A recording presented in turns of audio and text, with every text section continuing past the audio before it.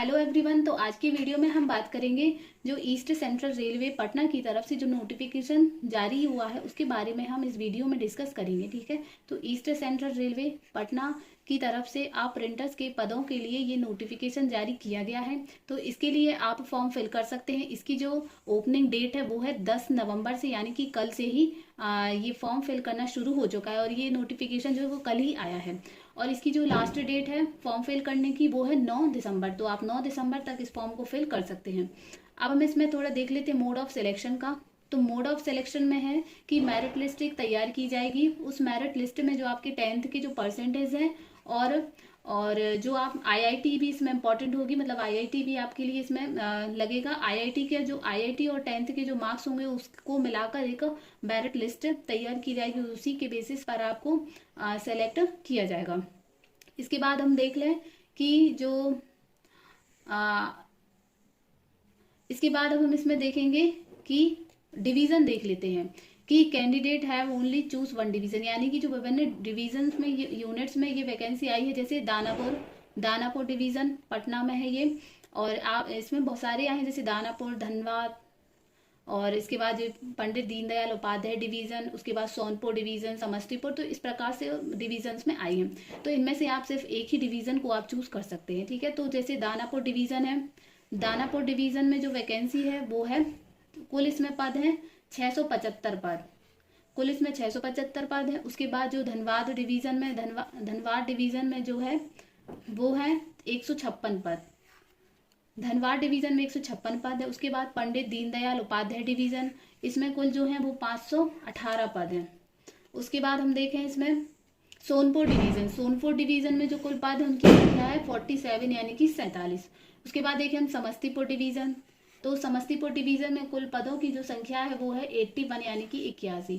उसके बाद देखें प्लांटर डिपो एवं पंडित दीनदयाल उपाध्याय, तो इसमें 135 कुल पद है। तो इसमें बहुत सारे पदों पर वैकेंसी आई है, तो आप इसको फिल कर सकते हैं। जैसे करियर रिपेयर वर्कशॉप हरनौत में है, ये हरनौत में जो आई है वो 110 पद है इसमें कुल।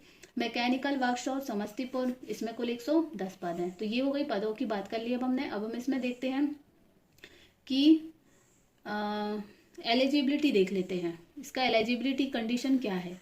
तो इसमें आप 15 साल से आप 24 साल तक फॉर्म फिल कर सकते हैं, या एज के अकॉर्डिंग, यानी 15 साल से 24 साल तक एज में।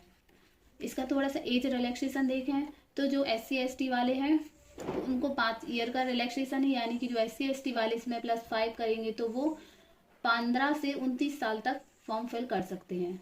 उसके बाद हम देखें OBC के लिए, तो OBC लिए कि 3 साल का है, तो OBC वाले जो है वो 15 से 27 साल तक कर सकते हैं। और जो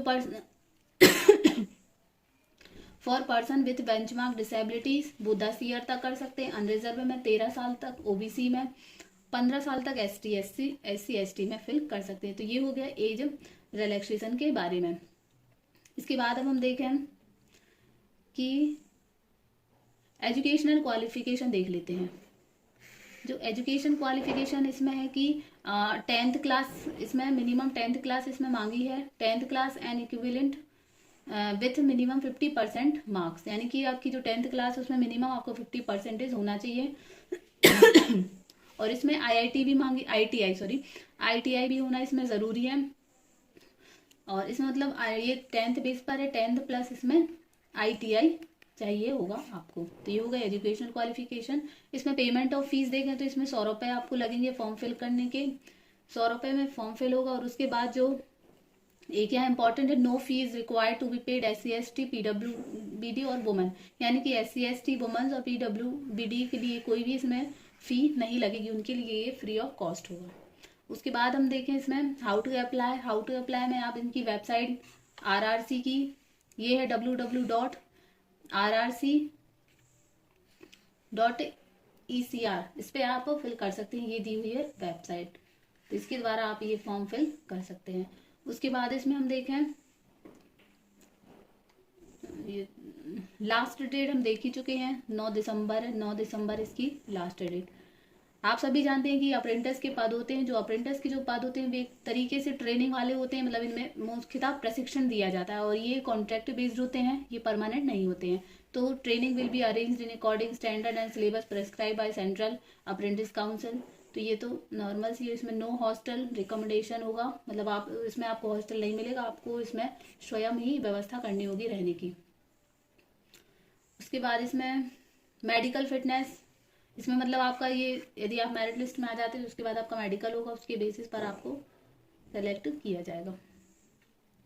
नेक्स्ट तो इसमें कुछ नहीं, ये खत्म हो गया। तो ये थी इस आरआरसी पटना की अप्रेंटिस की जो पद है उसके बारे में। आई होप आपको पसंद आया, तो प्लीज़ वीडियो को लाइक करें, चैनल को सब्सक्राइब करें।